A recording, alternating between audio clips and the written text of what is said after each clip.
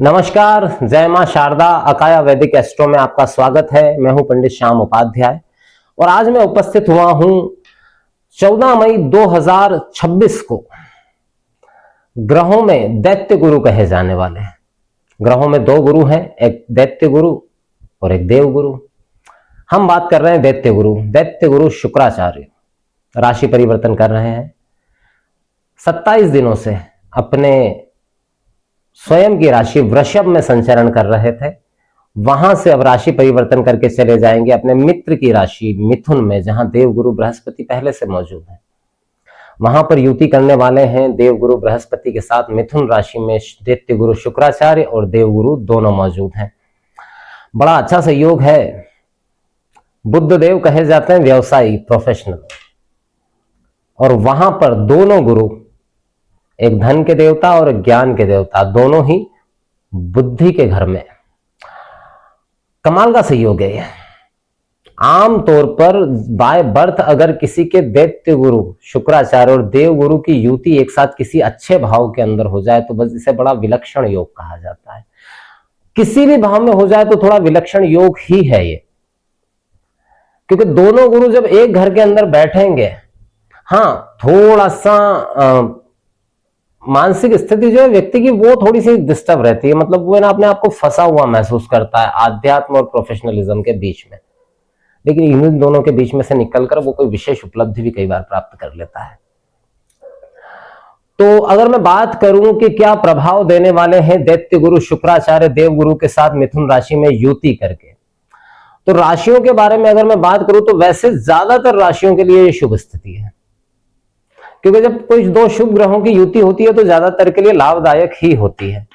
अब किसी के लिए कारक है, किसी के लिए अकारक है, उससे थोड़ा सा डिफरेंस यहां पर जरूर आ जाता है। तो काल चक्र की राशियों के बारे में अगर हम बात करें सबसे पहले मेष राशि की, तो मेष राशि के लिए तृतीय भाव में यह युति हो रही है। अब देखिए, ना तो ये कोई बहुत ज्यादा नेगेटिव है और ना ही कोई बहुत ज्यादा पॉजिटिव है। यात्राओं की संभावना है, धार्मिक यात्राओं की संभावना है। धार्मिक यात्रा मेष राशि वाले कर सकते हैं, इस समय पे करना भी चाहिए क्योंकि 7.5 चल रही है। कहीं ना कहीं थोड़ी सी मानसिक राहत की स्थिति इस समय पे जरूर बनी हुई रहेगी, क्योंकि दैत्य गुरु और देव गुरु की पराक्रम भाव में युति है। तो कहीं ना कहीं आप अपने आप को थोड़ा सहज महसूस करेंगे। जो एक लंबे समय से आपके अंदर एक असहजता बनी हुई थी, एक तनाव बना हुआ था, उससे राहत जरूर मिल रही है। भाग्य का सहयोग आपको मिलने वाला है और पराक्रम के अनुसार धन प्राप्ति भी आपको होने वाली है। दाम्पत्य जीवन में अगर कुछ समस्या चल रही थी, कोई विवादास्पद स्थिति अगर कहीं पर कुछ चल रही थी, तो उसके समाधान हो जाने की पूरी संभावना यहाँ पर मेष राशि वालों के लिए बनी हुई है। बात करते हैं कालचक्र की दूसरी राशि वृषभ राशि के बारे में। देखिए, वृषभ राशि के लिए अत्यंत लाभदायक स्थिति, मैं कहूंगा बहुत ही बढ़िया स्थिति, स्पेशली धन के मामले में, क्योंकि लाभ भाव का स्वामी धन भाव में, लग्न के स्वामी धन भाव में, षष्ठ के स्वामी धन भाव में और अष्टम के स्वामी धन भाव में चल ही रहे हैं इतना टाइम से। मतलब धन स्थान जो है वो बहुत मजबूत हो गया। पुश्तैनी धन, संचित धन, अचानक धन प्राप्ति, मतलब पूरा जो वृषभ राशि का जो पूरा मामला है वो धन के इर्द गिर्द आके घूम रहा है इस समय के दौरान। क्योंकि दोनों ग्रह, हालांकि बृहस्पति बहुत कारक नहीं होते हैं वृषभ राशि के लिए, लेकिन है तो धन भाव लाभ भाव के स्वामी और धन भाव में जाकर बैठे हैं। अत्यंत लाभदायक स्थितियां वृषभ राशि वालों के लिए बनी हुई है। कर्ज मुक्ति का भी योग बना हुआ है। वाणी में इस समय आपके गजब का तेज रहेगा। अगर आप किसी ऐसे प्रोफेशन में है जहां बोलने की इंपॉर्टेंस बहुत ज्यादा है, तो आपकी वाणी की वजह से आपके बहुत सारे काम बनते हुए दिखाई दे रहे हैं। वृषभ राशि वालों के लिए बेस्ट वन टाइम। बात करते हैं कालचक्र की तीसरी राशि मिथुन के लिए। मिथुन पर ही आ रहे हैं दोनों, है तो अच्छा ही। हालांकि शुक्र यहां व्ययेश होकर के आएंगे, लेकिन फिर भी मैं मानता हूं मिथुन राशि वालों के लिए नुकसानदायक स्थिति नहीं है, बल्कि जाते हुए देवगुरु बृहस्पति, क्योंकि अभी अतिचारी है, 2 जून को कर्क में चले जाएंगे, तो बस ये आखिरी का कुछ समय बचा हुआ है देवगुरु बृहस्पति का मिथुन राशि में, तो कुछ ना कुछ लाभदायक स्थितियां आपके लिए बनाने वाले हैं।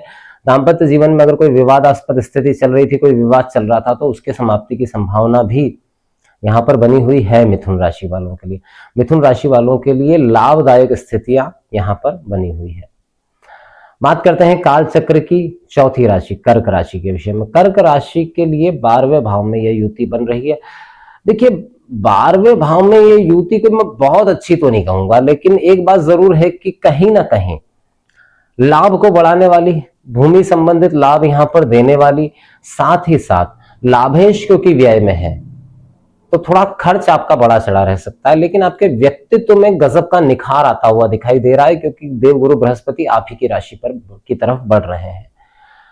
दूसरा, चौथे भाव के स्वामी और लाभ भाव के स्वामी व्यय में बैठे हुए हैं, तो थोड़ा सा जमीन जायदाद संबंधित अगर आपको कोई सौदा करना है, कोई फाइनल बात करनी है, वहां थोड़ा सावधानी से करिएगा। पेपर वर्क पूरा सही ढंग से सोच समझ के करिएगा, अन्यथा उससे संबंधित समस्या यहां पर आ सकती है। संतान से कोई शुभ समाचार प्राप्त होने वाला है, शत्रु आपके शांत रहेंगे।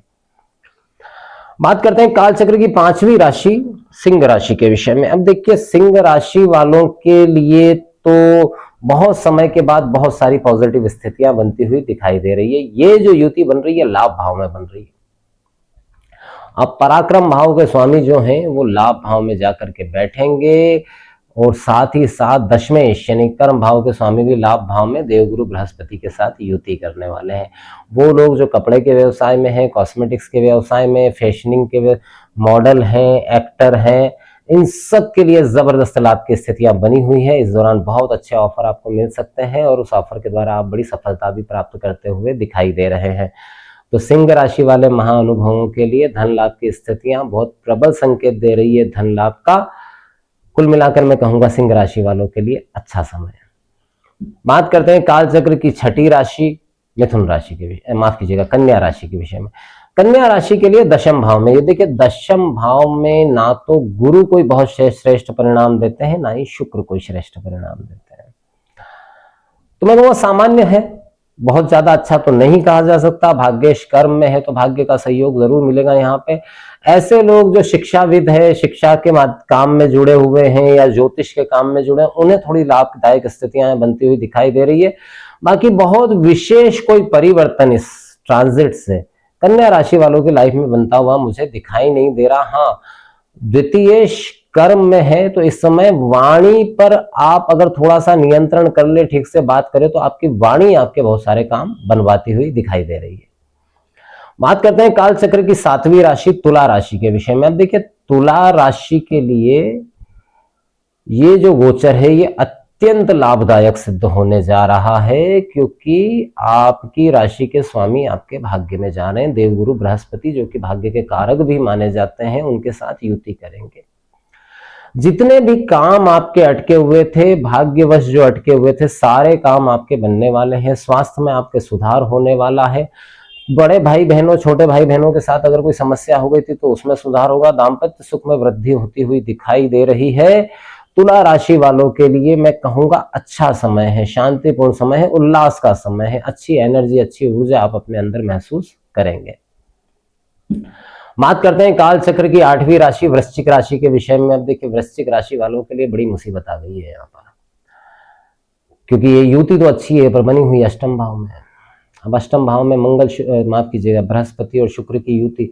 सबसे पहले तो स्वास्थ्य के मामले में सावधान रहिए। पेट से संबंधित समस्या हो सकती है, लीवर से संबंधित समस्या हो सकती है। जो शुगर के पेशेंट हैं वो बहुत विशेष ध्यान रखें।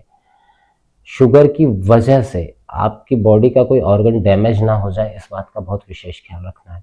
हालांकि वाणी इस समय पे आपकी बड़ी मजबूत रहेगी।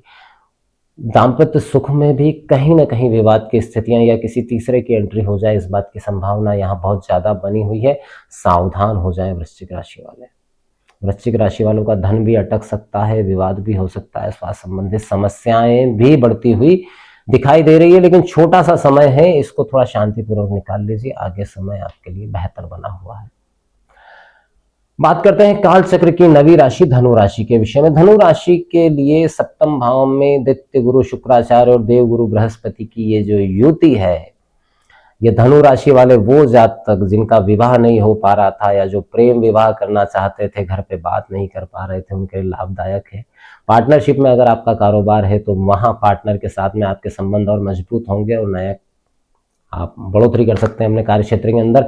विवाहित लोगों के विवाह में अगर कुछ समस्या चल रही थी, कुछ विवाद चल रहे थे, जीवन साथी के साथ कोई मन मुटाव चल रहा था तो उसके समाप्ति की संभावना यहाँ बनती हुई दिखाई दे रही है। धनु राशि वालों के लिए ट्रांजिट बड़ी कम समय का है, 27-28 दिन का ही है, लेकिन ये लाभदायक सिद्ध होने जा रहा है। बात करते हैं काल चक्र की 10वीं राशि मकर राशि के विषय में। अब देखिए मकर राशि वालों के लिए छठे बृहस्पति लंबे समय से चले आ रहे हैं और अब वहां पर आ जाएंगे दैत्य गुरु शुक्राचार्य।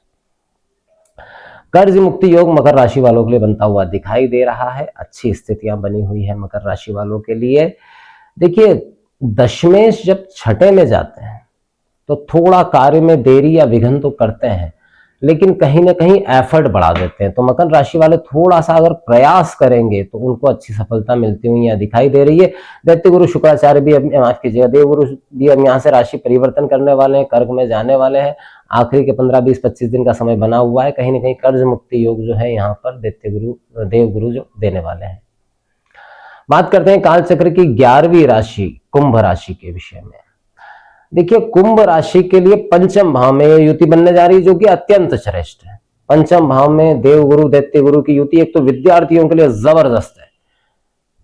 कंसंट्रेशन बढ़ेगा, मेमोरी पावर बढ़ेगा और लव लाइफ में भी पॉजिटिविटी दिखाई दे रही है। कहीं ना कहीं भाग्य का सहयोग पूर्ण रूप से मिल रहा है कुंभ राशि वालों को। 7.5 का अंतिम ढैया चल रहा है। कहीं ना कहीं किसी बड़े परिवर्तन के साथ में स्थायित्व की संभावनाओं को देने वाले देव गुरु और दैत्य गुरु यहाँ पर दिखाई दे रहे हैं। बहुत ही अच्छी स्थितियां कुंभ राशि वालों के लिए। संतान के साथ अगर कुछ मतभेद चल रहा था तो मतभेद समाप्त होगा। प्रेमी के साथ कोई मतभेद था तो मतभेद वहां भी समाप्त होगा। बुद्धि इस समय बड़ी तीव्रता से और बड़ी सटीक काम करेगी। बात करते हैं काल चक्र की अंतिम राशि मीन राशि के विषय में। मीन राशि वालों के लिए चौथे भाव में ये युति हो रही है। प्रॉपर्टी खरीदना चाहते हैं, बेचना चाहते हैं, अपना घर बनाना चाहते हैं या प्रॉपर्टी से संबंधित काम करते हैं, हर काम में आपको लाभ होता हुआ दिखाई दे रहा है। माता के स्वास्थ्य में कहीं ना कहीं सुधार की संभावनाओं को देखते हुए, साथ ही साथ कार्य क्षेत्र में अपने व्यवहार से सबको प्रभावित और प्रेम पूर्वक व्यवहार से सबको अपना बना लेने की कला इस समय पे मीन राशि वालों के अंदर उदय होती हुई दिखाई दे रही है। यात्रा इस समय पे ना करें, इसके बजाय ज्यादा समय अपने परिवार और घर वालों को दे तो ज्यादा श्रेष्ठ रहेगा। अष्टमेश क्योंकि चतुर्थ में है तो याद रखिएगा कि अचानक लाभ और अचानक नुकसान दोनों की स्थितियां भी कुछ कुछ मीन राशि वालों के लिए बनती हुई दिखाई दे रही है।